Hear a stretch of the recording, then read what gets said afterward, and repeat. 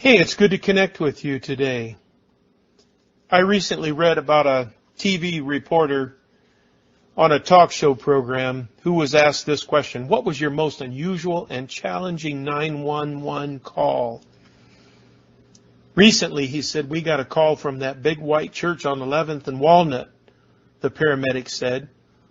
A frantic usher was very concerned that during the sermon an elderly man passed out in a pew and appeared to be dead. The usher could find no pulse and there was no noticeable breathing. Well, what was so unusual and demanding about this particular call, the interviewer asked. Well, the paramedic said, we carried out 4 guys before we found the one who'd passed away. I was reading in Matthew chapter 20, talks about some fellas that were bored. For the kingdom of heaven is like a landowner who went out early in the morning to hire laborers for his vineyard. When he agreed with the laborers for a denarius a day, he sent them into his vineyard. And he went out about the 3rd hour and saw others standing idle in the marketplace. And to those he said, you also go into the vineyard, and whatever is right I will give you. And so they went. Again, about the 6th hour and 9th hour, he did the same thing.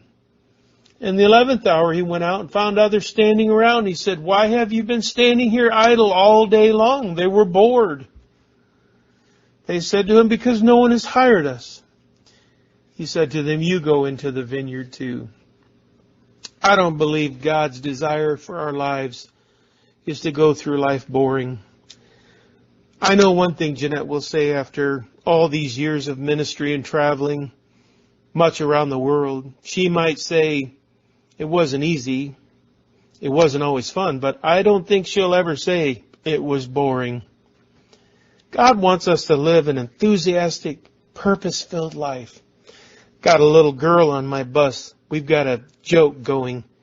She gets on, she's so cute. She says, Mr. Granger, you're boring. And I say back to her, you're boring too, and we smile and laugh. But life really isn't boring when you walk with the Lord. Have a great day.